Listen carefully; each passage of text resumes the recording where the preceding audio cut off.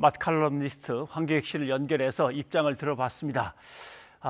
이낙연 전 대표 측과의 갈등이 글쎄요 바로 쉽게 풀릴 것 같지는 않은데 또 국민의힘도 역시 힘든 상황입니다. 이준석 대표의 이른바 윤석열 정리 발언을 두고 당내 갈등이 격화하고 있습니다.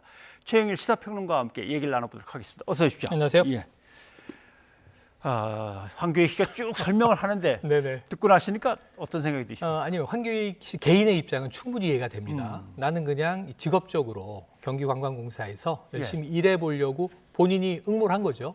그리고 이제 그 3단계 과정을 거쳐서 사장 내정이 되고 인사청문회를 앞두고 있는데 이 대선 국면이다 보니까 워낙 유력 주자인 이재명 지사에 대한 공격이 엉뚱하게 보훈 인사란 이름으로 자기한테 날아왔고 제일 격분한 대목은 이제 친일 프레임이죠. 이 인간적인 모욕감까지 느낄 정도의 공격을 받았는데 속수무책이다 보니까 강하게 대응할 수밖에 없었다. 요건 이해가 되는데요. 충분히 이해가 되는데 문제는 지금 이 사안이 벌어진 타이밍. 예. 그리고 이제 양쪽의 시각. 또 양쪽만이 아닙니다. 지금 야권은 이거 즐기는 분위기인데 한마디씩 거들고 있는 상황이고 그렇죠. 또 이 지지층들도 있고 황교안 이 마칼럼니스트라는 인물은 황교익. 애초에 그렇죠. 황교익 마칼럼니스트는 애초에 유명한 분이기 때문에 호불호가 또 있는 분이에요. 지지자도 있고 반대자도 있고 음식 영역에 있어서도 그렇고 정치 영역에서 있어서도 그렇습니다. 그래서 이게 워낙 논쟁적으로 불꽃이 커졌기 때문에 30일 인사청문회가 제대로 진행되겠는가. 지금 열흘 이상 남았는데 이 이슈가 오히려 민주당의 내부 네거티브에 전혀 본질적이지 않은 지역적인 이슈가 엉뚱하게 너무 확전됐다. 양쪽에서 사과하고 빨리 풀면 제일 좋은데 쉬울까 싶습니다. 사과로 풀기는 좀 어려울 것 같은데 근데 예를 들면 황교익 씨가 내가 가만히 있었다고 가정을 해보자. 그러면 저 캠프 쪽에서 나를 가만뒀겠느냐. 한참은 더 뭔가를 했을 것이다. 그렇죠. 이건 뭐 조금은 납득이 가는 것 같습니다. 납득도 가는데 이제 공격이 최선의 방어였나는 건 전 두 가지 고민은 있어요. 처음에 그 어떤 뭐 이제 도쿄나 오사카의 관광공사 사장 감 아니냐. 신경민 전 의원의 말이 과했던 게 이게 첫 번째라고 봐요. 근데 문제는 거기에 뭘 받아쳤냐면 신경민 전 의원은 나에게 사과해야 한다. 라고 요구했으면 되는데 이낙연 후보에게 연미복을 입고 일왕지기식에 갔지 않느냐. 일본 총리가 올린다라는 얘기를 해버리는 바람에 동급의 막말을 해버린 거예요. 그러니까 그냥 이게 어찌 보면 이해는 이루 받아치는 바람에 둘 다 잘했다고 보기는 어려운 상황이 됐고요. 그 다음에 이제 여러 가지 이제 이야기 확전되자 이낙연 후보를 이제 타겟팅하지 않습니까? 그래서 이제 심지어는 이제 인간 아니다, 짐승이다 이런 얘기도 오늘 나왔고요. 너무 격한 발언이었는데 본인도 아까 이게 막말했다고 인정을 하셨어요. 그래서 사과할 용의가 있다고 했으니까 이걸 풀어야 되는데 지금 그럼 황교익 씨와 이낙연 후보가 풀어야 되는 이 관계가 되다 보니까 신경민 전 의원이 내가 좀 과했다고 사과한들 거기서 잦아들까? 황교익 씨가 그 이상을 요구할까? 이건 좀 지켜볼 문제가 되겠습니다.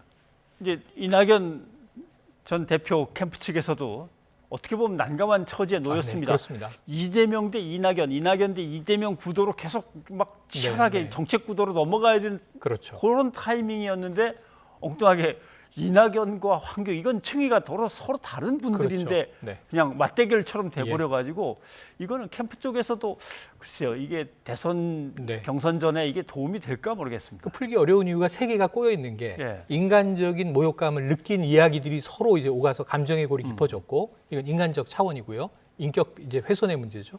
두 번째로는 이제 아까 황교익 씨 얘기가 맞는 게 나는 직장을 구했을 뿐인데 경기관광공사에 근데 역량을 가지고 이 사장으로 내정돼서 기여하겠다는 게 뭐 그렇게 보은이냐라고 하는 문제가 하나 꼬여 있어서 이 지자체 인사 적절성의 문제가 하나 있는 거예요. 전문성 문제도 전 충분히 항변할 수 있다고 봐요. 과거에는 뭐 관료도 사장을 하고 정치인도 사장을 하고 마칼럼니스트라고 뭐 사장 못할 이유가 있겠습니까? 다만 적합하냐 이 인사청문회에서 따져봐야겠죠. 근데 세 번째가 이 대선 국면이 꼬여 있다 보니까 대선 레이스에서의 서로의 견제와 지금 지자체 인사와 개인적인 모욕감이 뒤얽혀서 이게 지금 한 열흘 동안 풀릴 수 있겠는가. 이건 제가 보기에는 민주당 전체의 악재고요. 이재명 캠프에도 악재, 이낙연 캠프에도 악재. 누구도 득을 보지 못하는 일이 벌어져 있습니다. 일단 이재명 지사한테도 부담이 되겠지만 경기도 의회 쪽에서 일단 뭐 어떻게든 뭐 결정이 나면 이제 그거를 기준으로 해서 어떻게든 또 돌려봐야겠죠. 이재명 지사가 지금 예를 들면 이제 뭐 내정을 철회하거나 인사를 사퇴시키는 것도 또 후유증이 남을 거예요. 예. 네. 그럼 결국 잘못했다는 걸 인정하는 것처럼 맞습니다. 돼서 그것도 쉬운 일은 아니고 그렇습니다. 경기도의회 인사청문회를 한번 기다려보죠. 네.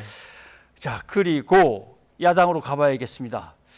근데 이게 도대체 이준석 네. 전 대표가 저거 정리된다라고 하는 네. 저거가 네. 상황을 얘기하는 거냐, 인물을 얘기하는 그렇죠. 거냐, 인물이 안고 있는 상황 전체를 다 얘기하는 거냐, 그렇죠. 셋 중에 하나인 것 같습니다. 맞습니다. 근데 셋 네. 중에 인물이라거나 그 인물과 관련된 어떤 이슈를 생각하면 결국 윤석열 전 총장이 뭔가 퇴진하는 것처럼 네, 느껴질 네. 수가 있고 그냥 그들과 얽혀 있는 갈등 국면이 당으로서는 해결할 수 있겠다라는 얘기냐? 그러니까 어떻게 해석해야 될까요? 당의 절차에 뭐 예. 이제 지금 물 건너갔습니다만 오늘 원래 있기로 했던 경준이 토론은 취소됐죠. 그렇죠. 다음 주에 이제 비전 발표회 정도로 이제 끝날 것 같고 그 다음은 이제 선관위가 만들어져서 본격적인 본 과정으로 접어들 텐데 지금 뭐 산 넘어 산입니다. 그런데 문제는 뭐냐면 이준석 대표가 세게 압박을 해서 들어왔는데 지금 윤 캠프가 네. 몸도 불리고 있고 여러 가지 좀 당의 지도부의 입장에 따르지 않고 있지만 예. 곧 정리된다.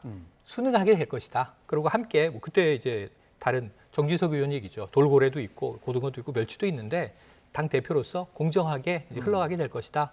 상황이 정리된다는 의미의 정리. 저거라고 하는 것은 갈등 국면 상황을 의미한다. 예. 근데 이준석 대표 본인이 그렇게 해명했기 때문에 본인의 입에서 나온 말을 본인이 해명한 게 저는 1순위라고 봐요. 예. 그게 만약에 거짓말로 밝혀지면 이준석 대표가 여기에 대한 책임을 오롯이 지고 거기에 대한 뭔가 이제 또 문제 해결을 해야 되는 네. 거고요.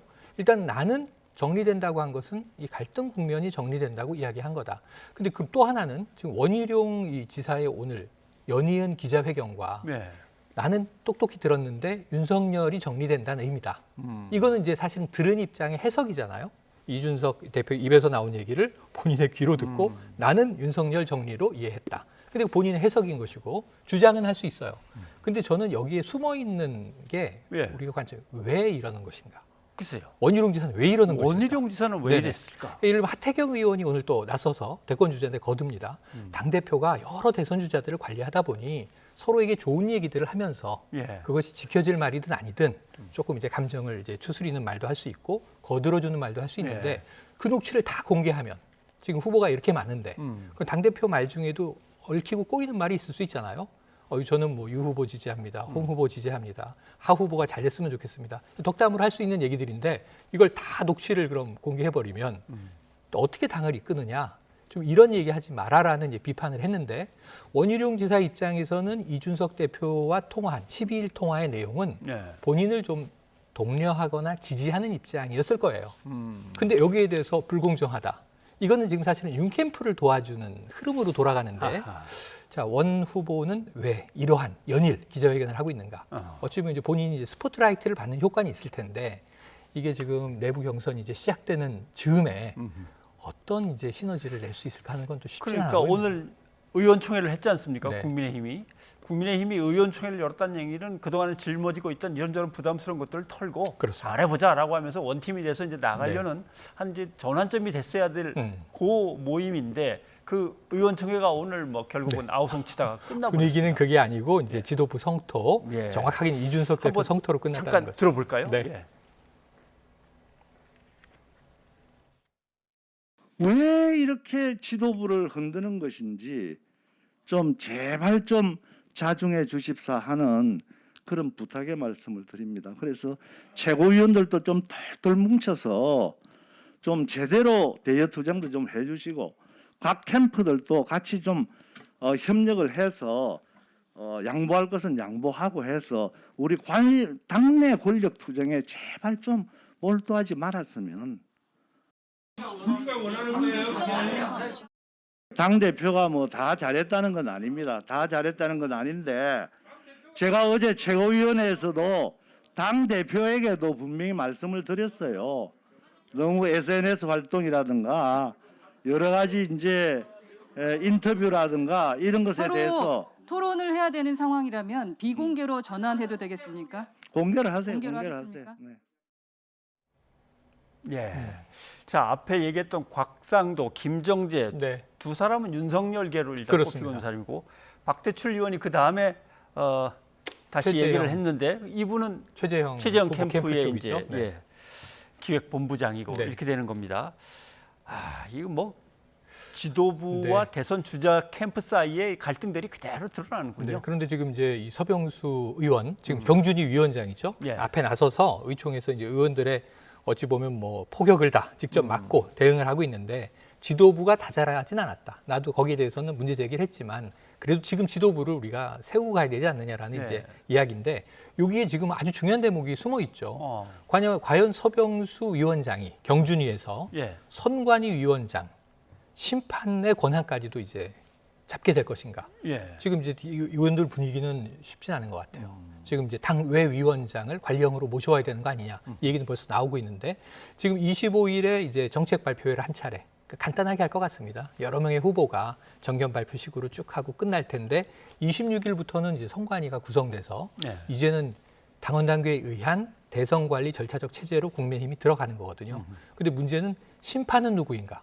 이 싸움이 지금 벌어져 있는 양상을 아까 보신 것 같아요. 네. 그래서 제가 보기에는 과연 누가 이제 선관위 위원장 체제를 잡느냐. 여기 이제 이준석 대표가 지금 리더십이 상당히 허물어진 걸로 심지어 오늘 뭐 신문 기사들을 보면 허물어졌다, 몰락했다, 뭐 이제 어떤 리더십을 놓쳤다 이런 얘기가 쏟아지고 있고 지지층 중에 강성 보수 성향의 지지층은 이 대표 나가라는 얘기도 지금 서슴없이 나오고 있는 상황입니다. SNS에 떠도는데 마지막 반전이 아마 선관위의 위원장을 어떻게 낙점하는가 여기로 쏠릴 것 같습니다.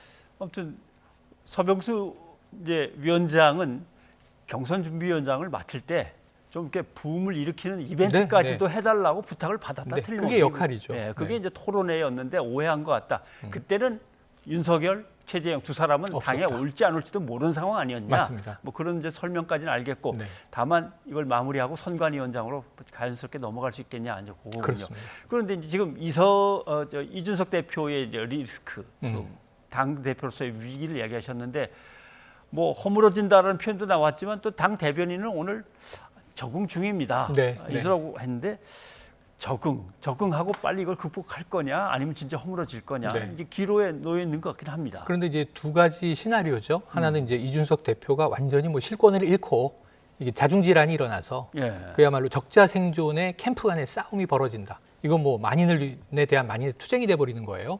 그런데 이제 그렇게 되기는 쉽지 않습니다. 국민의힘도 시스템이 있는 정당이기 때문에. 그럼 이준석 대표가 만약에 실권을 놓고 교체가 된다면 비대위 체제인데 그렇죠. 2달이에요.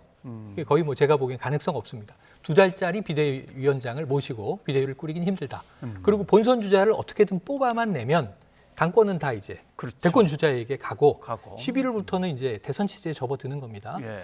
2달을 버텨야 되는데 이준석 대표가 이 2달 동안 그러니까 다른 주자들이 원하는 건 나에게 좀 유리하게 리더십이 작동해 주기를 혹은 최소한 공정하기를. 근데 또 이제 어느 쪽은 지금 이제 윤석열 후보 반윤 전선도 있는 거거든요. 내부에는. 지금 너무 이 덩치가 커져서 중진 의원들이 다 붙어서 그냥 본선 주자가 된 듯이 윤 후보가 지금 움직이고 있는 거 아니냐. 당 지도부의 말은 하나도 듣지 않는 거 아니냐. 이런 비토도 있거든요. 그러니까 이것을 또 윤 캠프가 어떻게 관리할지의 문제인데 저는 2달 동안 이게 깨지진 않을 것이다. 어떻게든 봉합해서 굴러가는 길을 찾을 텐데 문제는 일단은 지금은 이준석 대표가 한 방 얻어맞은 상황인 것 같은데 저는 여기에선 또 반격이 시도될 것으로 예상을 해봅니다. 사실 당대표하고 원내대표하고 선거관리위원장하고 셋이 삼각편대로 요것만 잘 꾸려나가면 빨리 꾸려진다면 어떻게든 2달이야 뭐 버틸 수 있을 것 같은데. 근데 이게 선관위원장 내정하고요. 그다음에 이제 이 경선 룰 싸움이 그렇겠죠. 캠프 간에 보통 일은 아닐 것 복잡하겠군요. 같습니다. 자, 그건 또 다음에 얘기를 해야겠습니다. 최영일 평론가 오늘 여기까지 듣겠습니다. 고맙습니다.